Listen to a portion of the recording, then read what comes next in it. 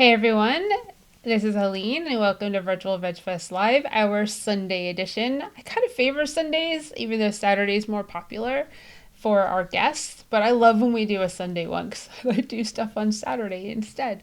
So here we are, we're powered by the Plant Based Network, and let's say thanks to our Gain for sponsoring our live talks for the month of January.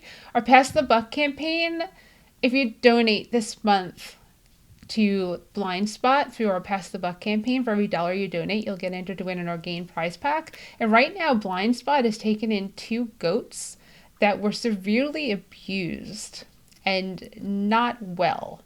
So if you have the money to donate, it would be greatly appreciated and the opportunity to win a prize. And of course, our Rafflecopter, it's our last day to win prizes for January from Hodo Foods, Crafters Organics, Follow Your Heart, and Orgain as well.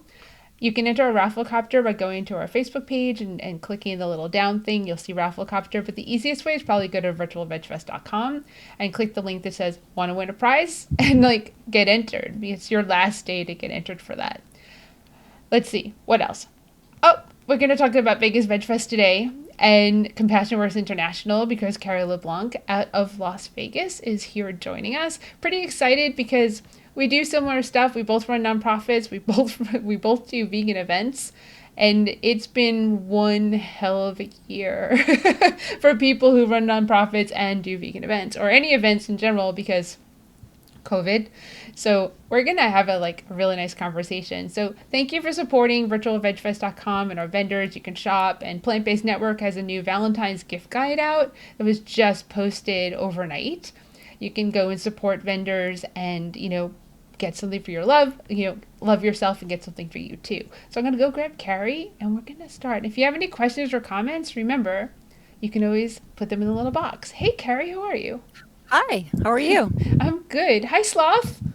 Yeah, friend. Yeah, so we know friends. They're our friends. They are not food.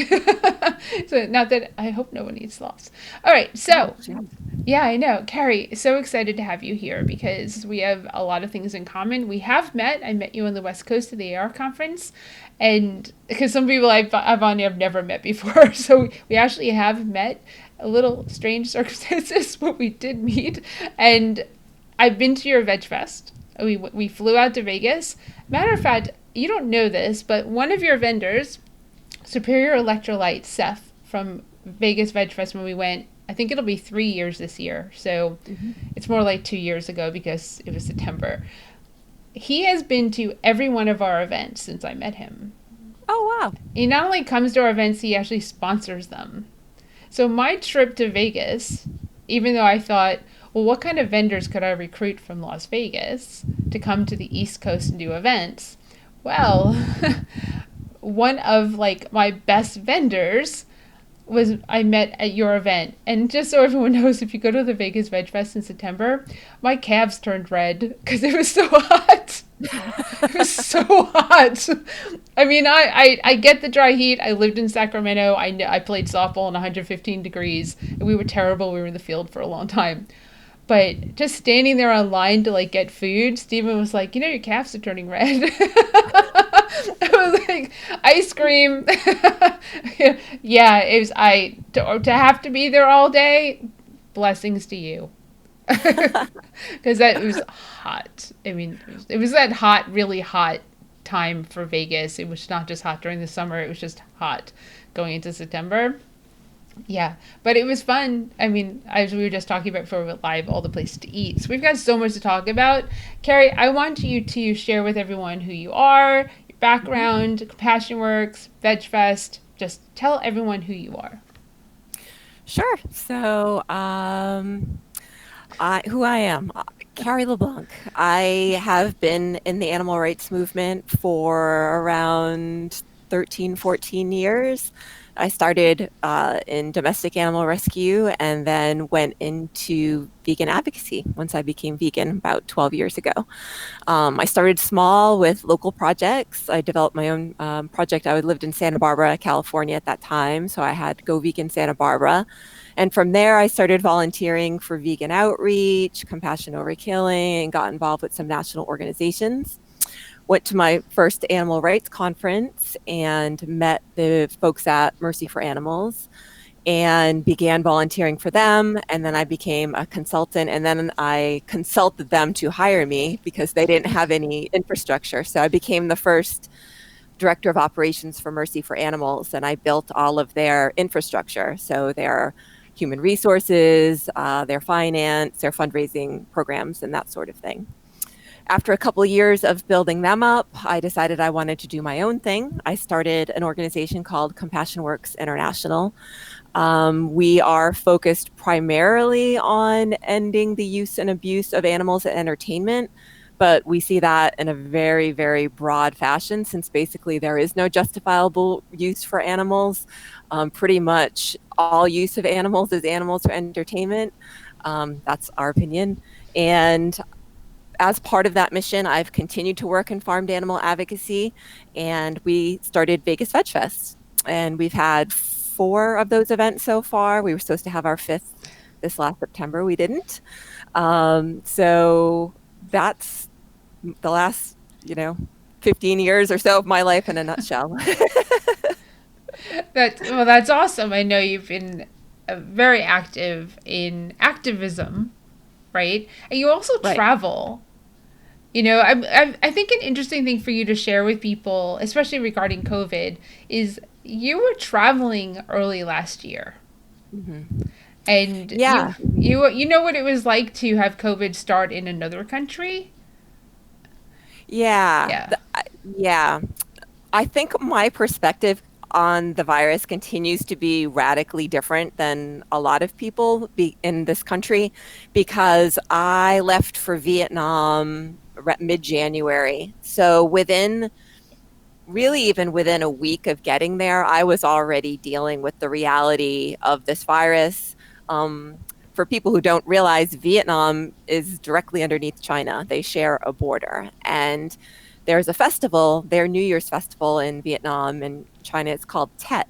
And there were a ton of Chinese people in Vietnam at that time. So every hotel we went to, there was a lot of Chinese people. And there became an immediate need in Vietnam to deal with this virus. So unlike people in the US who didn't really start taking it on board or taking precautions until, mid-March or so, I was already dealing with this in last January. And Vietnam has had an amazing success in managing the virus. And to me, having seen what an effective strategy looks like early on, I continue to be, I would say I've gotten to the point where I'm angry. I'm angry and frustrated at the response, not of just of the US government, but of the people in this country to how they've handled this. When Vietnam immediately got on top of it, they immediately got folks on board. They've had 35 people die in total. And that's less than the number of people we're losing in Las Vegas and just in Las Vegas in one day. So yeah, angry, frustrated. And then coming home in mid-February, I was just shocked that no one was paying attention. My husband and I immediately made preparations. We waltzed right back into the country. We're in Southeast Asia.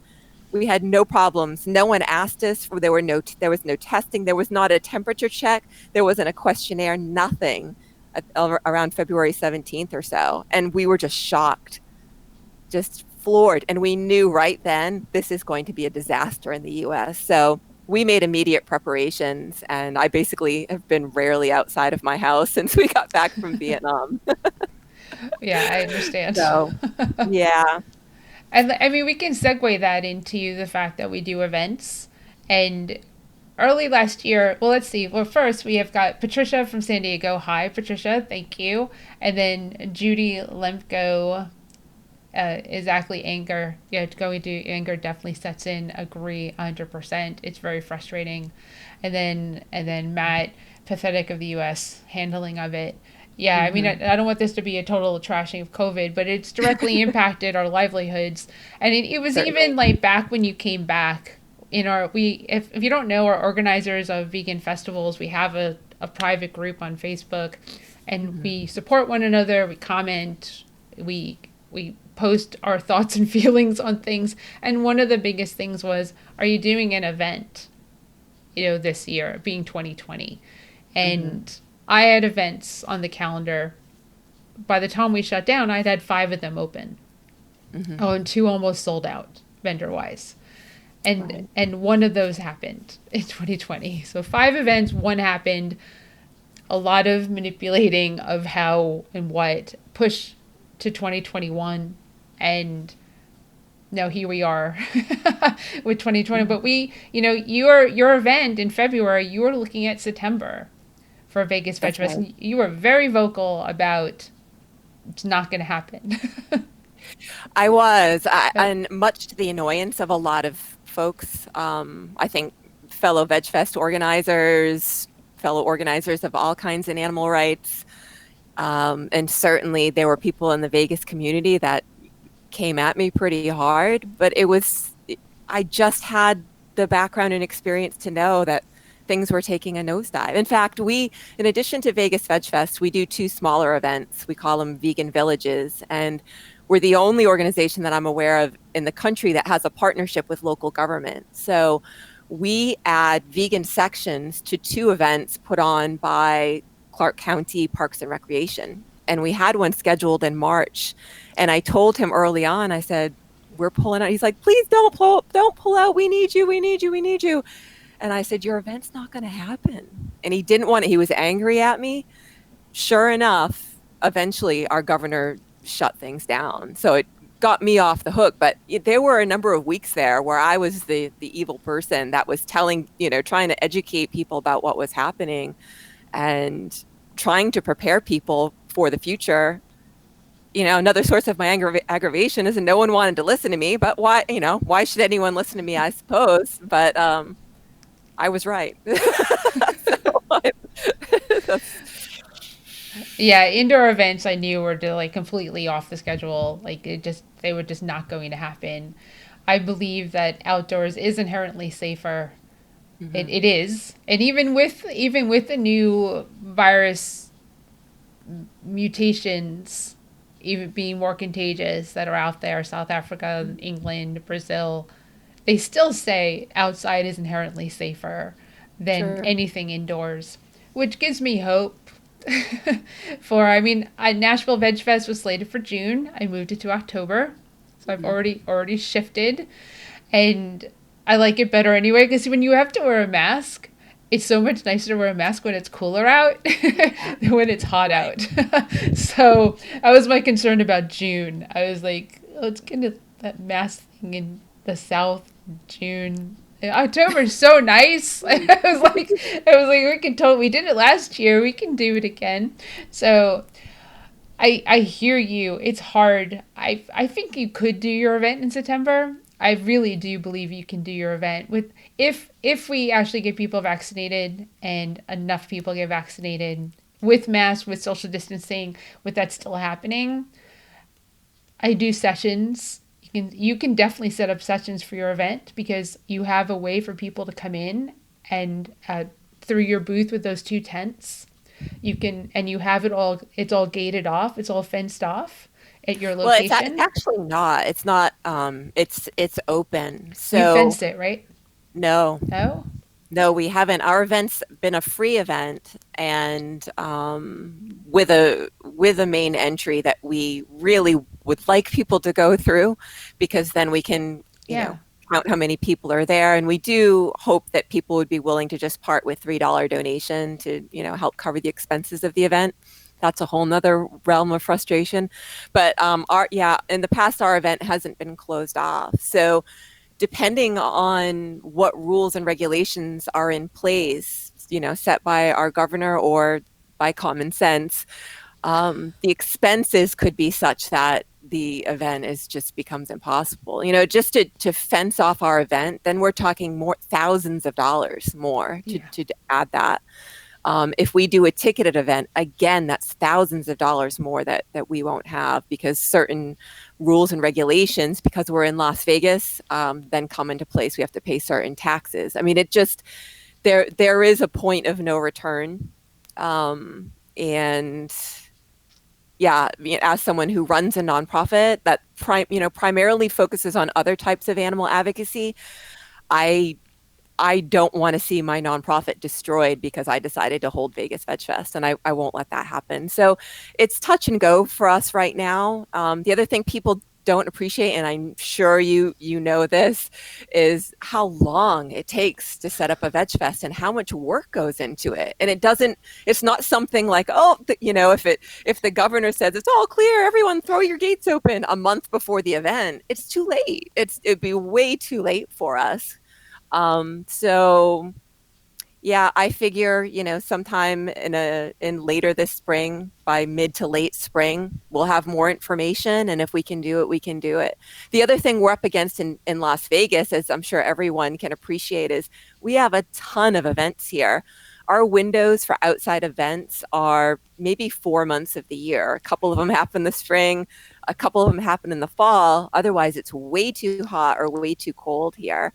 So right now, what we're confronting is all of the events that were supposed to be slated for the spring are trying to scramble for space in the fall. So right now, as of this moment, we don't have a venue, and I don't know that we could get one. So there's a lot of things in play for us right now, unfortunately.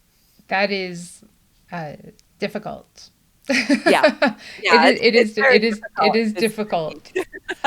I And no matter what I do, this is one thing, if anybody out there is listening to this talk because they want to start a veg fest, you have to go into it knowing you're not going to make everybody happy. And the people who aren't happy are going to just demonize you. It can be pretty awful, and you just have to be prepared for it. Yes. I don't know. I mean, we've talked about this before. I mean, you're not the first Veg Fest organizer to come on. The fact of the matter is that typically for a Veg Fest to happen, the event happens and literally the next week, the planning for the next year starts. Right. And if I have multiple events, that means over the course of the year, following the next week of each event, I'm already talking to the venue to set the next year's date. If I haven't already had that conversation before the event happens, you have to get that 100% true. Yes, because Matt is with Nouse, which is Goth in the Raw and Vothfest, Mhm. and they know they're in Georgia, they're in Atlanta, so we're always working on these events. Now, a lot of the really important work 2 months out, I would say, happens because you're recruiting vendors, you're recruiting speakers, you're figuring all that out. You start promoting, but really 2 months out is when people really start paying attention because they don't know what they're going to do that weekend until it gets closer. But they're happy to know. Some people do write and say, when is it going to be? I want to put it on my calendar. I want to make sure I get off from work. So that's why we put it out early for those people. But most people, the week of the week before is when they really decide if they're going to attend. But we have to do all this work anyway. We have to promote our vendors, our speakers, our sponsors. We have to reach our sponsors early. All this work goes in so that you can go spend 1 to 7 hours of your day on Right. our year-long project. That's right. That's right. And I think people are getting used to, bigger events or events with more funding, and they have to appreciate that, the entire animal rights movement is so underfunded. There are a couple, more than a couple, maybe less than a dozen, though, extremely large vegan events that are well funded, multi day events put on by major production companies. But the majority of us putting on Veg Fest, we're just, we're on a wing and a prayer, and we're doing the best we can. We're working with volunteers. We are, working with a shoestring budget. No one is kicking us over checks for 50 grand and saying, go for it. That's just not happening. And so, there's only so much that we can do. Like in the case of CompassionWorks International, like I've said, this is just one part of our work, and I don't even consider it our core work. It's a massive project, and I'm honored to be able to do it. I think it's really important. There were no vegan festivals in Las Vegas before I got here 7 years ago and decided to go for this. And everyone who had been organizing vegan events or advocacy here told me I was nuts. They were like, that's so, and I was like, heck with it. I'm used to taking on big projects. I'm just going to go for it. But, it's, um, It's it's thankless work. Is what it is. It is not the favorite part of what CWI does, and not by a long shot. And like I said, I'm not going to tank my whole nonprofit over it either. So, Yeah, no, I totally understand that. Whereas on the flip side, Triangle Veg Fest, we primarily produce events. right. So that is our activism. And it makes a big like we're going to do events this year because that's what we do. Yeah, That's what yeah, we need to do to survive. We did some last year. When I feel more comfortable going out, we're double masking it now, yeah. right? N95 KN95 mask purchased with our cute little, cotton mask over it Hmm. is the new normal. Because if you listen to this and you go to the end, you watch me live often, you hear at the end I talk about masks, how important it is. Because if you don't listen to the end, you're going to know it now. I'm going to do it early. The most important thing about your mask is that you wear it correctly. It goes over your nose and under your chin. If you wear it like this, your nose is connected to your lungs. It renders this useless. So you must wear your mask correctly, social distance from people. And in regards to events, outdoor events, you still have to do that. Right. It's still important because there's this thing floating in the air that can get you really sick and maybe kill you. And if it doesn't, long haulers really sucking it up right now. It's absolutely awful to end up getting this virus and be a long hauler. I mean, I want to say hi, Sandy. Sandy's watching from frozen northern Ohio. Hi, Hi, Sandy. hi, Sandy. And I understand. Like, thankfully, we didn't get snow in North Carolina. Well, my part. I'm in the Raleigh Durham area. We're getting a lot of rain. But I was telling Carrie, like 3 hours north of me in Virginia, it's snowing. So I'm very thankful at the moment that it's just cold and wet and I'm not going out, so it's okay. I did go out. I went to Pancakes Bake Shop and got muffins, but other than that, we're all good. I mean, it's hard. This vent thing is really hard, and it's really hard to gauge when and why and how and where to do Hmm. it, and especially when for us, it's a really good source of funds and funding for the Hmm. nonprofit. It's a profitable thing for us, and we Right. donate and give back to the communities that we have events in. So to not be able to donate this year as much as I want to donate is really hard.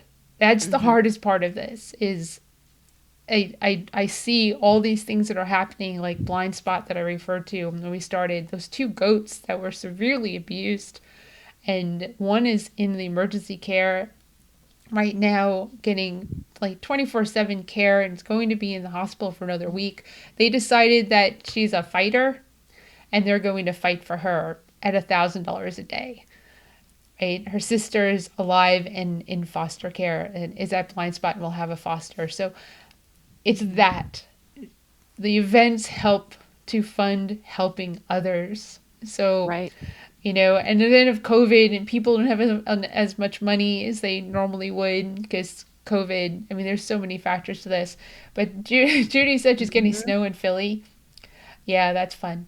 Uh, No snow here in Las Vegas. yeah, no. It's And then pretty nice out, Patricia, actually. this is cool. Patricia got her first vaccine this week and still having to be careful. Yeah, Yes. definitely. It's the vaccines. This is something that, I mean, this isn't supposed to be a vaccine talk, but the vaccine doesn't mean that you can't get sick. It doesn't mean you don't wear a mask. It doesn't mean that you still don't social distance. You still have Hmm. to do those things and get vaccinated. Pro vaccinations, that could that could get us some hate mail. Just right there. But I want to have events. Hmm. I want us to be able to be together again. I want to fly to Vegas this year. Yeah, that'd be And great. I really do. We were supposed to go. We've like the timeshare thing. It's our best way to go to Vegas. We get like the 2 bedroom suite and the hot tub, and it's like really cool through Hilton. And it's like all free except for getting to Vegas, right? And that two Wow. hour 2 hour timeshare presentation that we have to do. It's awesome, but it was supposed to be April, I think. And Oh. yeah, I was like, I'm not getting on a plane. So now I was like, well, maybe December will be will be more reasonable. But I can't even make those plans. And one of the reasons why I love Vegas so much, because I'm going to segue here, is the food. Do you all know who are watching that Vegas is probably one of the best places in the country for vegan food? Do you know that? Carrie lives there. You live amongst like some of the best food we've ever eaten. What's your favorite?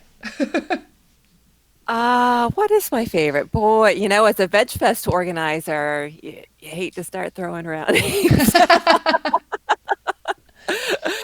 Um, and what's funny? I don't eat out very often, like hardly ever, because I run a nonprofit, which means I'm not rolling in cash. So I don't eat out very much. But when I do, there's a place called Garden Grill. And I'm confident that they make the best vegan chicken sandwiches in the country. Um, we have I think probably what people don't realize is we have something like 30 vegan restaurants here, and then just I couldn't even tell you how many others have alternate vegan menus.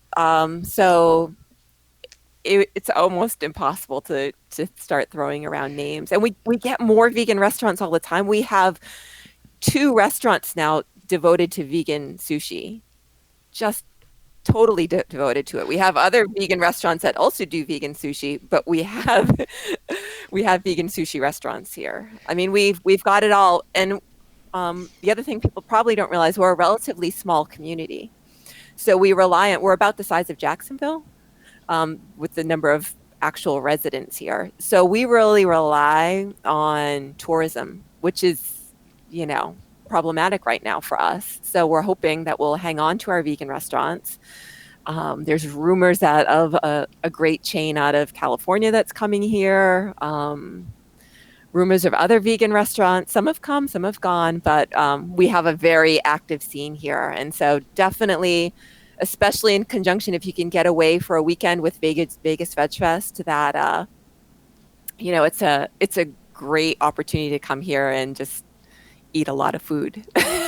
Well, I'll take the onus off of you to play favorites because I have some, and Okay. you were very diplomatic. Kudos to you. And I mean, Ponchos. We were talking about before we went live. Ponchos vegan tacos. We fly into Vegas. We get a rental car. We drive to Ponchos. That's the first place we go to. Who are they? They're 100% vegan, like Mexican, like nachos, Mexican food, Southwestern type food, and Hmm. incredible. And we go multiple times because just once, you can't just, more than once over the course of the 4 days, 5 days that we're there. So good. Actually, sometimes as we go on the way from the airport and then on the way home, we stop there and get it taken on the plane. Because everything about Ponchos is incredible. One thing that Vegas has, if you don't know this, is they have a dining in the dark, and Hmm. the restaurant is all vegan. So you Yeah. dine 100%. You can't see your hands in front of you. The wait staff has those night goggles on so they can see you, but you can't see anything. I of course asked about stories about people because they have cameras that can see through night vision, but you're in the dark, so you think like you could do whatever you want. No, we didn't do this, but I was like, of course I asked questions because that's me. And they said they were like these old ladies that came in to dine, and they were flashing each other in the dark. They were like really lifting their shirts, and they think no one can see them, but the staff could. It's one of the funniest things. It is one of the most fun things I've ever done. And I'll tell you a little story. Steven and I were sitting on the same side of the table, and they tell you where your glasses are. Like they say your water's on your left, your soda's on your right, and they'll keep refilling for you. So Steven got a ginger ale, and you order your drinks ahead of time because when you're in there, there's no menu. So you say, this is what I want if you want alcohol, and they'll just keep imbibing. So he got a ginger ale, and I knew where it was. So I picked it up, took a sip, and put it someplace else. And he was like, where's my ginger ale? It was Itchy. it was so fun. It was was really funny because he was like, I don't know where it is. But it was really cool because you get to pick out like what are you eating? And Mhm. I'm a palate person. So I was able to like I was like, okay, this is such and such, and at the end of the meal you get to look at the menu to see how close you were to Oh. what you were actually eating. And I'm gluten free, so they accommodated me as gluten free. I hate mushrooms, they accommodated me with no mushrooms. Stephen Mm. had a slightly different meal because he ate gluten, and there were maybe one course that we were the same, but other than that we just it was like a 5 course meal. It was absolutely delicious and fun. Like you get to eat with your other senses because and it is a little scary to not see your food because you're like, what, what does this plate look like? But Right. otherwise, it was really cool. And then of course in Vegas, there's I don't know remember the name of it, but they have like fried vegan fish and like fried like it's in the like a little mini mall. Yeah, Like, unfortunately, that place is no longer with us. But oh, the a fun fact about the dining in the dark is not only is it vegan and you can go if you're feeling nervous about it and like, oh, are they going to sneak me something? First of all, they don't tell anybody that it's vegan up front, so it's accommodating all kinds of diners. People are going just for the experience of eating in the dark. But you can know as a vegan that it's definitely going to be vegan because the people behind it are ethical vegans and they actually run a small farmed animal sanctuary. So you can go and try it and have the nice experience and feel confident that your food's going to be vegan and that you're supporting something positive in our community. I didn't know that. Mhm. That's fantastic. We would, and they change the menu like every quarter. So you don't have Mhm. to eat, if you go, you're like, oh, that's it. This is my one time. It's not. Mhm. Just don't go like 2 weeks later. And it's Right. expensive, so you wouldn't go 2 weeks later unless you had a lot Right. of money. Yeah. So, I mean, those are some of the things that, I mean, we had the vegan sushi, but we had it at VegFest. Mhm. That guy, he was there. His name is the name of the I don't think it's 100% vegan restaurant. I think they have a vegan menu.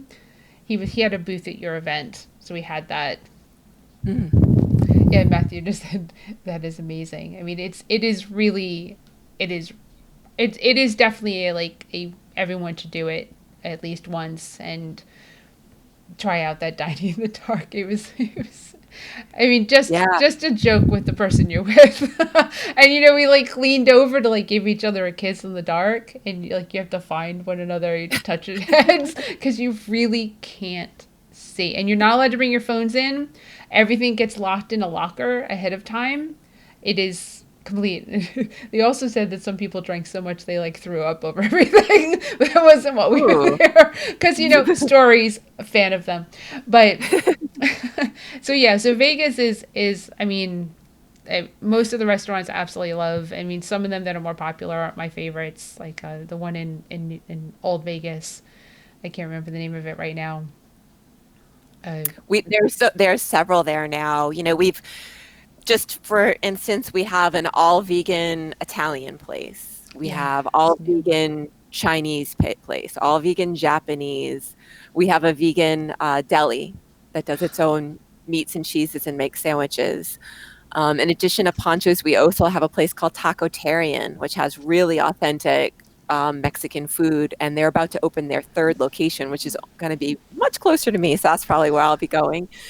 Um, Gosh, I hate to I start rattling things off, then I start missing people who are near and dear to my heart and my friends. So I hate to do that, but honestly, we have so much variety and there's so much opportunity for great dining. And then if you want to have a fancy night out, at the Wynn, pretty much all of the restaurants at the Wynn and Encore have an alternate vegan menu or list their vegan offerings right on their menu. So if we're having a birthday or an anniversary, we often go and have a fun night out at the Wynn or Encore, and I have ample opportunities to have delicious vegan food there as well. So it's a great place to come visit.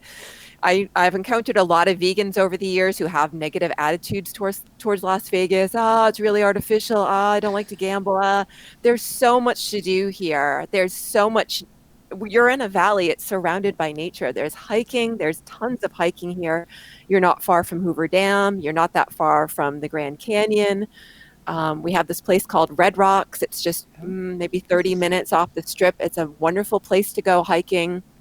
So between the hiking, the shows, the dining, I mean, we have world-class everything here. We've made it our business to, you know, wine, dine, and entertain people in whatever way they want to be. You can come here and not put one single quarter in a slot machine and have an amazing time. So all that being said, you'd think I was part of the Las Vegas, welcoming committee. I came here from California, and I still desperately love and miss living in California. But Las Vegas is a great place to come visit. Yeah, like I said, I do gamble. I love to play poker, and my last trip to Vegas, I didn't. We went to Hmm. shows, we ate. I mean, I don't think we didn't go hiking. We did it more like a romantic type trip, right? So it was about food and shows. And then another time, I did gamble a lot, but we went hiking to Red Rock. And Hmm. then I'll tell you, if you haven't been to Hoover Dam, it is not the view from coming from Vegas to Hoover Dam, but the view from coming from Arizona, right? It Hmm. was well, it's split Arizona, Nevada, but the view coming from that side to come in the brown mountains surrounding that beautiful blue water as you drive towards Hoover Dam, to me is one of the most beautiful parts of this country that I highly recommend you do. It is absolutely stunning. And of course, there's a whole time zone thing there too, right? Yeah, it's tricky. Right, Arizona, doesn't do daylight savings, That's so right.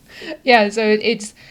I mean, there's and Red Rock is absolutely stunning. I mean, stunning, and that's like I said, 30 minutes. It's a desert, right? So you're 30 minutes outside of this lights and bells and whistles and energy, and you can go be serene and Mhm. never ever touch like any type of gambling. That's I right. mean, that to me, if you're vegan, you have to go to Vegas. Hmm. You just have to go because the food is worth it. And you're right. I flew into Vegas a long time ago. We did a whole tour of the Grand Canyon, and we went to Utah, went to Zion, and went to Hmm. Bryce Canyon, and did a whole circle like 1,000 miles. And we stemmed it. We started in Vegas and ended in Vegas to fly in and Hmm. out of. You can do that too.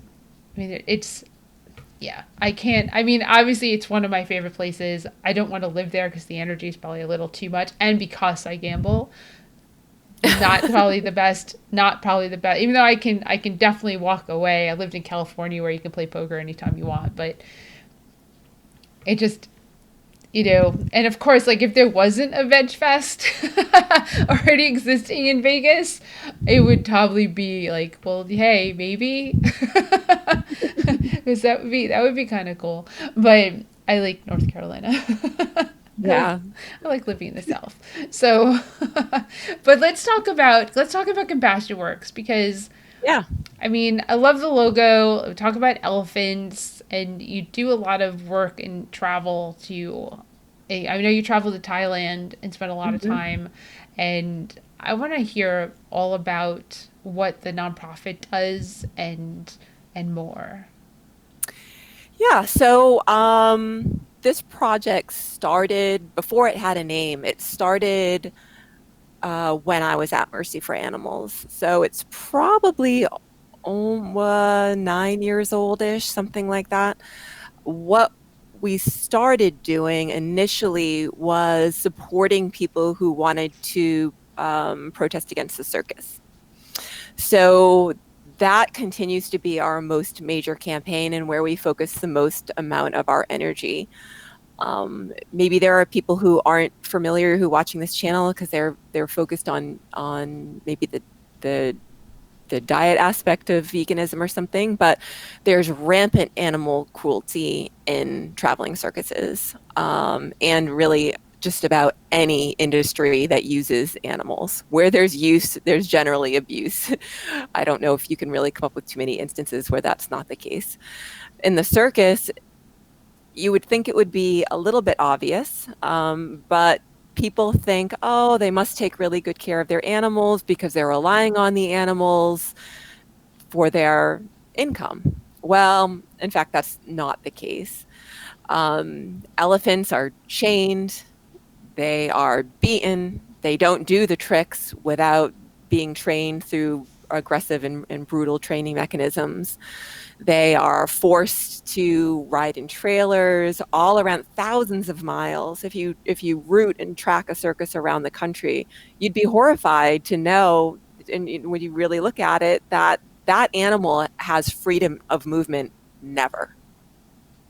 So obviously in the wild, elephants are migratory animals. They move around, they walk hundreds of miles a year, thousands of miles. I don't know exactly how many in a year, but they move around, they forage, they have family units, they mourn their dead, they have a culture and a life and existence.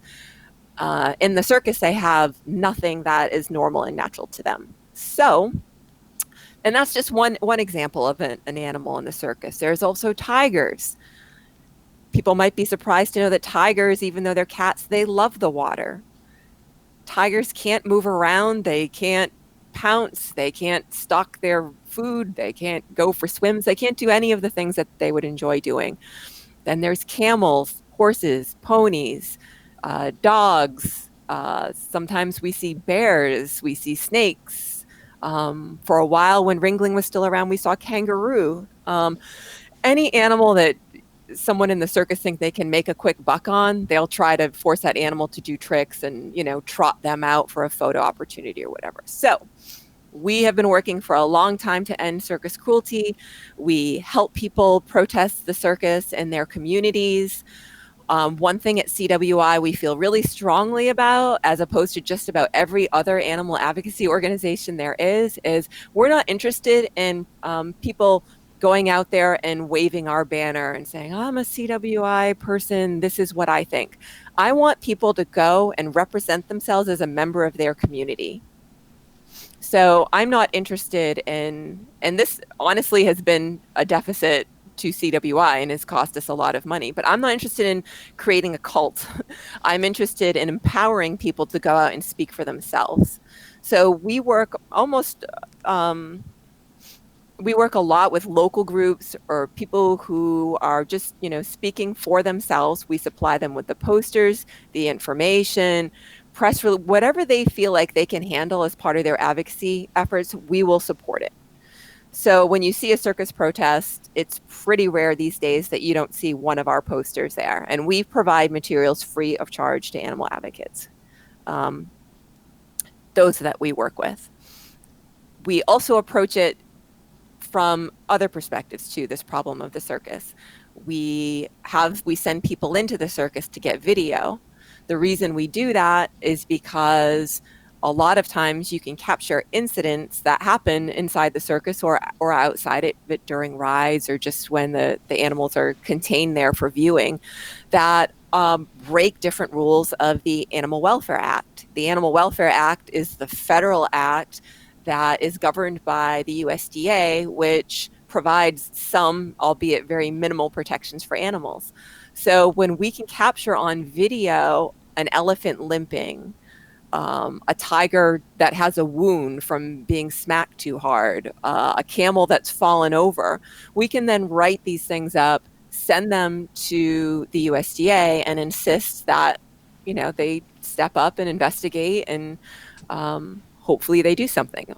To be honest, 9 times out of 10, they do nothing, or 99 out of 100 times they do nothing. But that's not going to stop us from continuing to speak up, continuing to insist on enforcement of the Animal Welfare Act, and keep an eye on these animals and hopefully prevent serious injury and death. We are not always able to. We've lost several elephants in the circus in this time that we've been working. But we've also had success with eradicating various animal abusing circuses like Ringling Brothers. CWI held the very last protest of Ringling Brothers in New York a few years ago. Let's see. Here's a picture. Well, here's a piece of the original banner that we held up at at the protest. At the end, on the back of our large banner, we had it into squares so every protester that attended could have a piece of history. It was an amazing thing to get rid of, in an institution that's older than baseball. They are no more. And the smaller circuses, we believe that they'll follow suit. So, in addition to that, we're also looking at legal strategies. We support the creation of new law that bans the use of wild or exotic animals in entertainment. So when you take a multi-pronged approach, I believe, and I think quite a few other animal advocates believe, that that's the most effective strategy. It's great to get out and protest. It's great. And whatever track, wherever you can fit in, that's wonderful. It takes all of these things to end an animal cruelty institution like the circus. So that's a lot of what we do. We also work on the rodeo. Our other major campaign is working against trophy hunting. Um, so a lot of this work, if an animal advocate anywhere in the country has a situation that they're trying to work on and they need support, we do whatever we can with whatever funds and resources we have to try to support them. That's incredible. And I like I I get not wanting to be a cult. Yeah. I understand. So let's see. How do you get your funds? How do we get our funds? Our funding is almost entirely individual donations, believe it or not. Um, our vegan festivals do provide a significant amount of the funding. For last year, we were lucky that the state of Nevada opened up a grant program for small businesses and nonprofits. So that covered $10,000 of the shortfall that we experienced. Of course, because everything was shut down last year, our expenses were less. So, offsetting, we ended up way down in income, but our expenses were also way down. So we survived. But most of our donations are from people who can send us 10, 25, $50 a year. We have a couple folks who step up in a larger way to support, but um, it's all people who care about animals and care about these issues and understand the importance of effective animal advocacy, advocacy that reaches other people and doesn't turn them off. We steer away from controversial or, types of advocacy that I feel just are, to create a stir. We're not interested in creating barriers to knowledge. So we really try to focus all of our messaging on, making it accessible to other people. And so that resonates with a lot of donors who are fed up with some other organizations whose advocacy maybe still looks a little bit like it did in the 80s, you know. So that's how we do it. I Lesson come you're from a fundraising background, to be honest. My experience, my professional life is in nonprofit and nonprofit management. I've consulted in that capacity for at least a dozen organizations in the animal rights movement. So I don't suggest that just anyone decides to pop up an animal advocacy organization and think you can survive. I do have some knowledge and specialized skills. I've been the person running the fundraising portion of the animal rights conference for a number of years. Now handed that hat off, but I do have some specialty knowledge in this area. So it's served me well in being able to build up an organization that's been able to support a lot of advocacy and a lot of animal advocates who need that support. right. And if somebody wanted to donate, how would they do that? So just at our website, it's cwint.org. There's a donate button right there on the main page, Super. and it's a very straightforward process. You can set up monthly donations through there. Um, it's a safe, secure method. We also accept PayPal and other things. So I've always tried to keep our information that we present on our page, whether it's about our organization, donating, whether you need materials, whether you need advice, always try to make it accessible right from our webpage. But as CWI is primarily just yours truly. And I've tried to run a large organization by myself, almost exclusively. Sometimes I'm a little behind in getting some things out, but we have a monthly newsletter. You can sign up for that on our main page, and that's how we go. Right. And a little hint or a little early notice that starting tomorrow, it'll get up at some point tomorrow because the flyer's already created, the graphics already created because I sent it to Carrie. We decided that the Pass the Buck campaign for February will be for CompassionWorks International. So for every dollar that you donate in February, you'll be entered to win a prize pack from Follow Your Heart. So the more dollars you donate, the more entries that you get. That's actually pretty cool. So that's a way that you can donate in addition to going to the website, which is part of the video and in the comments. Now, And I just want to let me throw in a quick thank you. That was so. I'm touched anytime anyone thinks of CWI. Having worked for larger organizations and having had donations come in, you expect that as a nonprofit, but at CWI, because it is a project that I started and is so close to my heart, and I work so dang hard. Anytime anyone recognizes it in any way like you have, I can't tell you how much it means to me. I know the name of it, at least. I've not met them all in person. The name of every single donor. I notice every donation that comes into CWI, and I personally send the thank yous out for that. It just, I can't tell you how much it means to me. oh, well, I completely understand the amount of work that goes into what you're doing because we also have a small team of two. So we have a small team of two and volunteers and that help. And of course, like the people that we have the funds to pay, like a Mm-hmm. CPA, because You have a CPA? I do. I do my own accounting now too. I'm an accountant. yeah. I'm a graphic designer. I'm a campaigns person. I'm a fundraiser. It's like, which hat am I wearing today? Yeah, no, we pay a CPA to make sure that's all done correctly.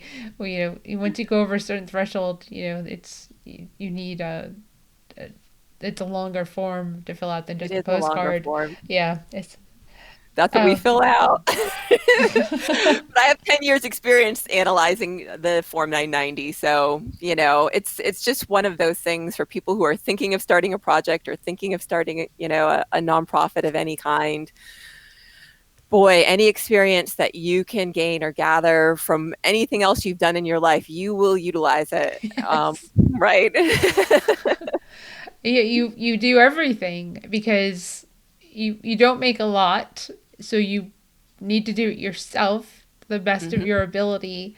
But you also learn that there's some things that it just makes more sense to throw money at it and get it off your plate and focus on Sure. the other things that you can do much better if you put more time into that, and you'll actually have more success that way. Sometimes it does take throwing money at something to grow and Absolutely. yeah, and to learn. And you learn that you always start out completely differently than where you end up. Because there's so many things that you don't even know when you start that you learn. You don't produce events, and the first event you go and have nothing to learn. Year 7, we're still learning. We're still learning. And then how to do this in a pandemic. Like I said, we did an event in October of 2020, and we learned how to do that. So, I mean, I can advise on what you need to do. Just in this week, I think I had a call with someone in Maryland and advised, and I was like, COVID, you have to think about these things. You can't just throw like a normal event. There's factors that come into play that you don't want people congregating. You don't want to offer them a place to sit and Hmm. socialize. That Hmm. kind of goes out the window right now. It is not, yes, an event is a social event, but it's really not. It's here's some stuff for you to do, here's some food for you to partake, here's some stuff to shop, come do it and leave. We Hmm. really don't want you hanging around because it's Right. not safe. They get a lot of food, go home and eat it. Hmm.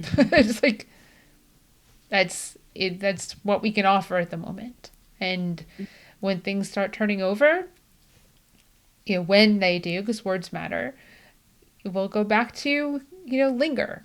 We'll put the Mm-hmm. live music back. We'll put the education back. We'll put the things back into the events that make it so that you stick around all day and keep shopping and eating.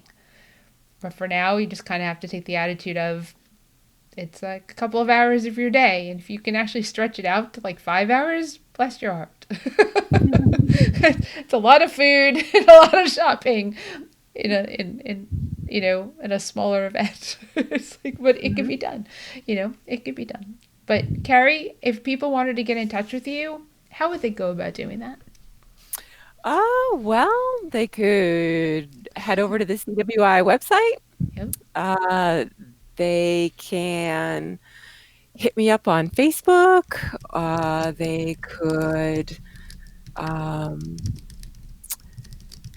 send me an email at info@cwint.org. We're always looking for volunteers, not just folks who want to do advocacy on the ground, but certainly that. I would love to expand the team of people working nationally. I do have volunteers that come and go. I'm not completely alone. Right.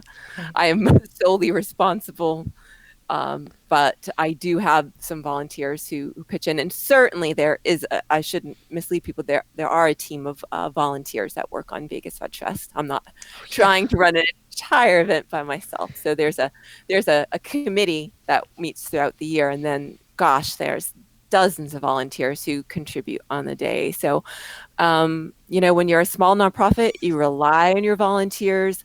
I'm always looking for people who want to get more involved with animal advocacy, but maybe don't want to start their own nonprofit, but maybe they've got a project that they want to do and they're looking for a place Yep. to house it. Well, I'm a nonprofit professional. I feel confident in advising other people, and in certain instances, there might be a place in CWI for that project. Um, if trophy hunting is near and dear to someone's heart, and they're looking to do more about it, well, I shouldn't say true. I should say ending trophy hunting Yes. is near and dear to someone's heart. We run the only worldwide anti-trophy hunting event that there is. It's called the Worldwide Rally Against Trophy Hunting, and it's a yearly event, which got canceled for this year because it happens in conjunction with the Safari Club International, which is a big, awful group of trophy huntings. Their annual convention, which got canceled. But anyway, normally we do that work and we organize different demonstrations. There's so many components to our work, primarily because I can't say no, and I have trouble just saying no to any cruelty that needs to be handled. I could use some help. I could use other people that really want to get involved, but maybe don't want to officially work for a nonprofit, or have some skills they want to contribute. What I always tell people, it doesn't matter what your skill is, it's needed in the animal rights movement. We have a severe shortage of skilled individuals contributing to our movement. If you're a professional in any field, there is a place for you in the animal rights movement. And there's all kinds of animal advocacy that happens. It's not just people yelling at people in grocery stores. It's not just people in black hoods trying to steal animals. It's not, you know, I'm older. The whole influencer culture really turns me off. It's not just people like looking cool, eating I don't know what, vegan burger on a beach or something. There are people who are on the ground doing the hard, pragmatic work that ends animal cruelty. And it's not glamorous, and you don't get a lot of thank yous, but there's plenty of work to go around. And if someone wants to get more involved, I would love to talk to them. Oh, definitely. You've got, if you're watching this, you've got two nonprofits that are different styles of what we do, but the same foundation of we rely on volunteers to do what we do, and we couldn't do it without you. So thank you. And of course, as nonprofits, we also couldn't do it without your donations.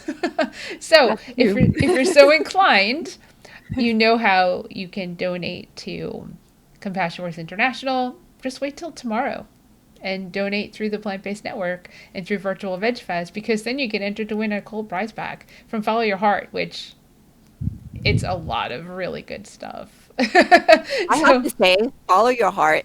And this is going to sound sycophantic now because this is all falling into place, but they are one of my favorite vegan companies.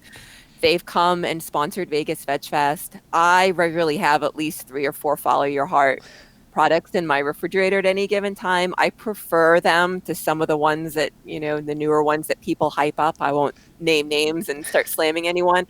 But for me, Follow Your Heart Vegenaise, I don't think I could live without it. I've been eating it. Like I said, I've been vegan for coming up on 12 years, but I was also vegetarian since for I don't know. I don't know how many. I'm getting really old. I went vegetarian when I was 19. I'll just say it, I'm turning 50 this year. I've been doing this for a long time. Vegenaise is life. So anyway, you want to get in on this Follow Your Heart prize pack because they've often donated them to Vegas Veg Fest. So I know the wonderful bounty of amazing products that you will probably be receiving in it. oh yeah, and Rory, I actually won a prize pack from donations that I gave to a local refuge. And not that Rory wouldn't just send me anything that I asked for, but Follow Your Heart, if you don't know, has gluten-free bread.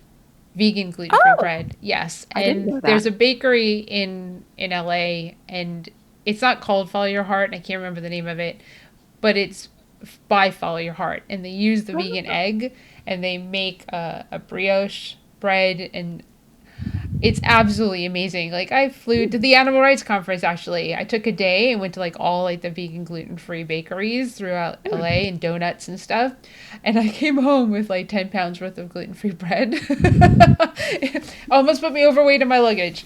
And the Follow Your Heart bread was the best. So I've been like going at Rory and be like, when is it going to come to the East Coast? Because it's on the West Coast. And he sent me 2 loaves of the Follow Your Heart gluten free bread, and it's delicious. Oh. And I was like, I love you. So really, I have the same crush as you do. I and Rory was at your event. I got to see him in that heat. I jumped up behind him and gave him a big hug, and yeah, I kind of choose between like all those different prize packs which one goes with. So I just happened to pick Follow Your Heart this month, and I'm glad that it's as close to your heart as it is to mine. And Yeah, all of good you who are choice. watching, yes, I mean yogurt, cream cheese, feta cheese, the slices of cheese, the Vegenaise bread. This was all in my prize pack. Oh, I have wow. jars. I have jars of Vegenaise, all different types on the in the fridge still. Oh, Yes, wow. yeah. I can't eat. I don't even have the ability to eat it all, so it's gonna take some time. But loaf of that bread's in the freezer because one of those loaves is gone. Gluten free bread by Follow Your Heart. Count me in. Yes, Sandy. And it's on the West Coast, so it's they're working on it. They're working on getting it distributed everywhere, and I'll keep harassing them so that it can be because it was really good. So other than That's that, Carrie, this has been it's been a lot of fun. Thank you so much. It's always nice to talk shop with someone who totally gets it, good. and for people to watch and hear what it's like to do what we do, and then for you even further for the activism for the animals. I mean, yes, my activism is for the animals too, but it's completely different because I don't do that direct action that you do with the in person vigils, protests, and stuff. Mhm. That's not my type of activism. It would hurt my heart to do it. So I just bring people together at these fun, welcoming events and say, "Hey, here, look at this," and virtually bring people together to say, "Hey, here, look at this. This is something that maybe you're interested in." So I would say hi to the Aussie. It's from Sandy, but yes, it's married I'll to the tell Aussie. My husband is Australian, and that's what Sandy's Yep. referencing there. We hadn't mentioned him. We mentioned husband, but yes, the husband is affectionately referred to on social media as the Aussie. Yeah. So now you know what that means. But thank you so much for joining us on Virtual Veg Fest Live. I really, really appreciate it and your time Yeah. and everything that you do. And hopefully, people will donate next month to CompassionWorks International with our Pass the Buck campaign. Because, just asking for $1. If all of you just donate $1, we can raise a lot of funds. Yeah, and that money will go right back out to animal advocates in the form of posters, leaflets. Here's a leaflet. We have a variety of different types of leaflets. Any dollars raised goes right to helping the mailing, the purchasing of all of this material and supports, a lot of animal advocates that don't have the resources. They've got the drive, they've got the time, but they don't have the money to spend. And we get it back out to them. So I'm really grateful to you, Helene, for inviting me on and giving me this opportunity to chat with you and everybody that follows you. So reach out to me anytime with questions. I'm always happy to talk to people who are curious about getting more involved with animal advocacy, whether it's farmed animal stuff through VegFest or no matter what issue it is. We work on it a little bit, I guarantee you that. No, that's awesome. Well, thank you so much. And because you're, behind us, enjoy the rest of your day. Yeah, I will. Yeah, it's only 2 o'clock here. I know, that's awesome. All right. Thanks so much, Carrie. Okay. Bye. Well, everyone, thank you again for watching Virtual Veg Fest Live. And of course, once again, I have no clue who's coming on next week. I do know on Thursday, on the 4th, we're going live with Jim Greenbaum. And I'm excited about that because I didn't go up and meet him at the AR conference. I wish that I had, but I did reach out to him and I said, "Hey, will you come on?" And he said yes. So you'll all get to know him along with me at 4 p.m. on Thursday the 4th. And then on the 6th, we're just doing like a total West Coast thing because Nicole Rowling will be with us on Saturday at 4 p.m. Eastern Standard Time. So, and greatly appreciate you too, Sandy. Thank you so much for watching and interacting with us. It's been great. I already told you about my masks. So, what am I going to say to you? I'm going to say if you have the means to go and eat at vegan restaurants, plant-based restaurants, vegan friendly, plant-based friendly restaurants, food trucks in your community, wherever you are, if you have the means to support them, please do. Curbside pickup, delivery, whatever it is, because the most difficult business right now to get through this pandemic is the food business, because they can't really ship anything like savory food. They can't really ship it, so they rely on us to go and support them until we can get back to in-person dining in a restaurant, when we don't know when that's going to be. So I don't go into restaurants now. I don't take masks off inside. So please consider doing that. Wear your mask, social distance, be kind to one another, and we will see you next week, Thursday and Saturday at 4 p.m. Eastern Standard Time. Have a great one. Bye.